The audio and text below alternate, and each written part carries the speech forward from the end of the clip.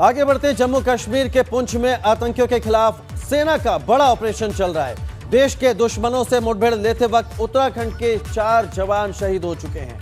शनिवार शाम टिहरी के रहने वाले सूबेदार अजय सिंह और लैंसडॉन के रहने वाले नायक हरेंद्र सिंह की शहादत की खबर से शोक की लहर फैल गई।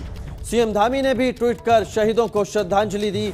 आपको बता दें, इससे पहले टिहरी और चमोली के एक जवान आतंकियों से लोहा लेते वक्त शहीद हुए थे, जिनमें चमोली के शहीद योगंबर का आज कुछ ही देर में अंतिम संस्कार होना है, जबकि टिहरी के शहीद विक्रम सिंह नेगी को सैन्य सम्मान के साथ अंतिम विदाई दी जा चुकी है।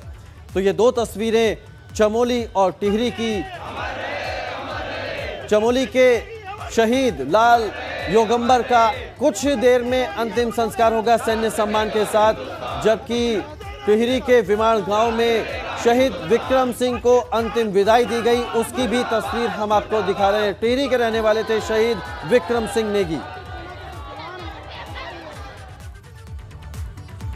पुंछ में आतंकवादियों से लोहा लेते हुए टिहरी के 2 लाल शहीद हुए हैं। 2 शहादत से पूरे जिले में शोक की लहर है।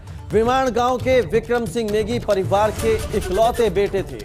वो अपने पीछे मां बाप, पति पत्नी और 1.5 साल के मासूम को छोड़कर गए हैं। तो वहीं टिहरी के रामपुर गांव के रहने वाले सूबेदार अजय रौतेला भी शहीद हुए हैं। आज उनका पार्थिव शरीर पैतृक गांव पहुंचने वाला है और कुछ ही देर में उनका अंतिम संस्कार भी होगा।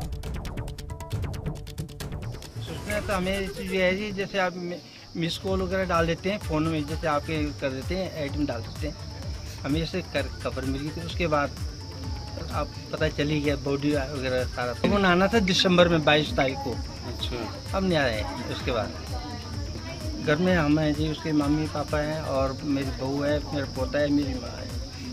हमारे यहाँ आसपास के गाँव के 2-3 लड़के हैं रिश्तेदारों में, उन्होंने अपने अपने घर में खबर दी। परसों रात को दे दी पर यहाँ हम लोगों को नहीं बताया, क्योंकि एकदम उन्होंने नहीं बताया जब तक क्लियर नहीं हुआ।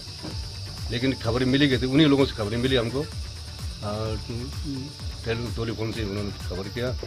आर्मी में हमारे भैया ये कैप्टन है देहरादून में, उसने अपने ब्रिगेडियर को फ़ोन किया। वहाँ तो पहले का होगा ब्रिगेड, तो वो भी वहाँ टच में था। तो उन्होंने बताया ऐसे ऐसे, तो वो तो गया है, घटना तो हो गई है। शहादत तो अपने आप में सम्मान की चीज़ होती है कि कोई आदमी बहुत देश के लिए अपनी जान दे दे, तो सबके दिलों में राज करते हैं और उनको लोग ज़िंदगी भर ज़िंदगी भर के अमर हो जाते हैं। वो ऐसी मौत बहुत कम लोगों को नसीब होती है। लेकिन पाकिस्तान के दुस्साहस पे जिस तरह से दुस्साहस कर रहा है, उस पर भारत सरकार इसको लेकर के बहुत ज़्यादा गंभीरता से इसको लिया है। और अमित शाह जी का जब गृह मंत्री का बयान भी आपने देखा होगा, जिसमें भारत की तरफ से कड़ी से कड़ी कार्रवाई करके मुंहतोड़ जवाब दिया गया।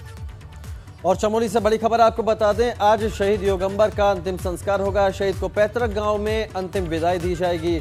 निंगोल नदी के तट पर सैन्य सम्मान के साथ शहीद योगंबर का अंतिम संस्कार होगा। कुछ ही देर का वक्त बचा है। शहीद को पैतृक गांव में अंतिम विदाई दी जानी है। शहीद योगंबर का निगोल नदी के तट पर सैन्य सम्मान के साथ अंतिम संस्कार होगा।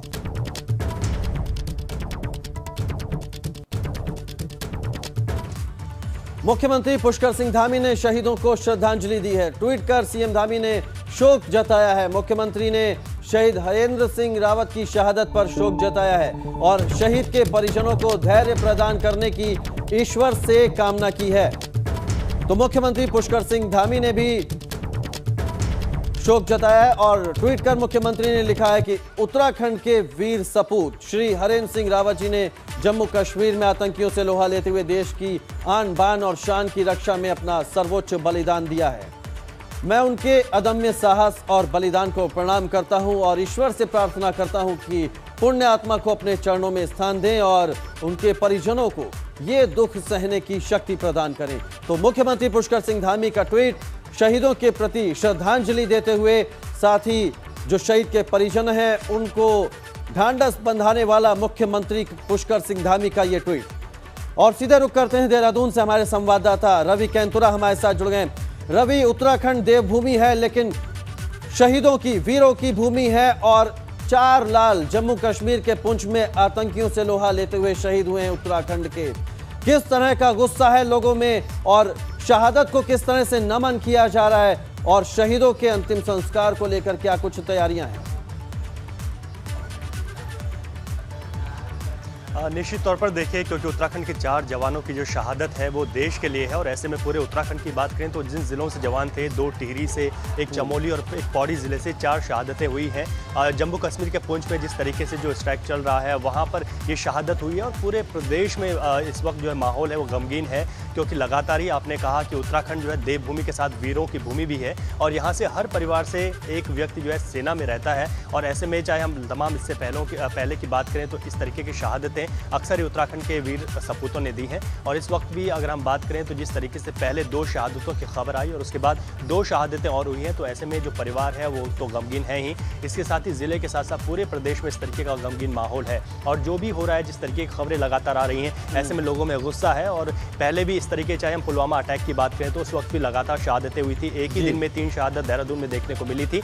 तो इस तरीके की जब घटनाएं होती हैं तो उत्तराखंड की शहादत, ये उत्तराखंड के जो वीर सपूत हैं उनका बलिदान देश के लिए हमेशा ही सर्वोच्च रहा है। और इस बार भी अब उनके परिवार की बात करें तो उनको ढांढस बनाने के लिए तमाम जो है, चाहे मुख्यमंत्री की बात करें, उन्होंने भी ट्वीट किया है और कुछ खुद परिवार से मिले हैं। तो ऐसे में लगातार जो मुख्यमंत्री ने कहा है कि वो परिवार के साथ हैं और शहीदों की शहादत को कभी भुलाया नहीं जा सकता। तो पूरी तरीके से माहौल गमगीन है, लोगों का ढांढस बनाने का काम कर रहे हैं। लेकिन इसके साथ ही ये ज़रूर है, क्योंकि उत्तराखंड के जो वीर सपूत हैं, जिस तरीके से उनकी शहादत रही है, ये आज का नहीं है, इतिहास है उत्तराखंड का, कि यहाँ से लगातार इस तरीके की शहादतें देश के लिए रही हैं। और लोग गुस्से में रहते हैं लेकिन अपने आप को गर्वान्वित भी महसूस करते हैं। जैसे हमने टिहरी की बात की तो इकलौते थे और पूरे घर में अपनी पत्नी, माँ, पिता और एक छोटे से मासूम बच्चे को छोड़कर वो चले गए। तो इस तरीके की शहादतें हैं, परिवार को बड़ा मुश्किल होता है उस गम से बाहर निकल पाना, लेकिन फिर भी लोगों का ढांढस होता है। और ये एक कहीं ना कहीं एक बल मिलता है कि हम देवभूमि उत्तराखंड से हैं और ये वीरों की भूमि है, और यहाँ पर इस तरीके की शहादत होती रही है। और लगातार अभी भी उत्तराखंड के जो नौजवान हैं वो सेना में जाना चाहते हैं और देश के लिए सर्वोच्च अपना देना चाहते हैं। जी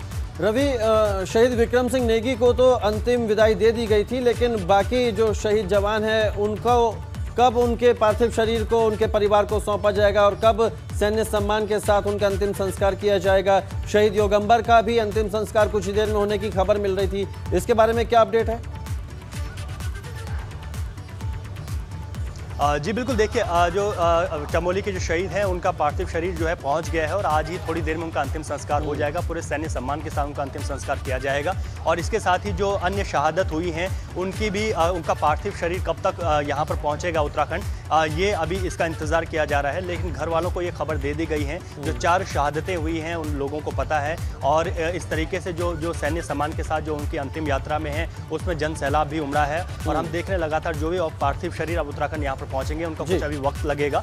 और इससे पहले 2 पार्थिव शरीर पहुंचे हैं और चमोली जिले में जो पार्थिव शरीर पहुंचा है वो सैन्य सम्मान के साथ। अब ठीक है रवि, बहुत शुक्रिया आपका हमारे साथ जुड़ने के लिए और ये जानकारी हमसे साझा करने के लिए।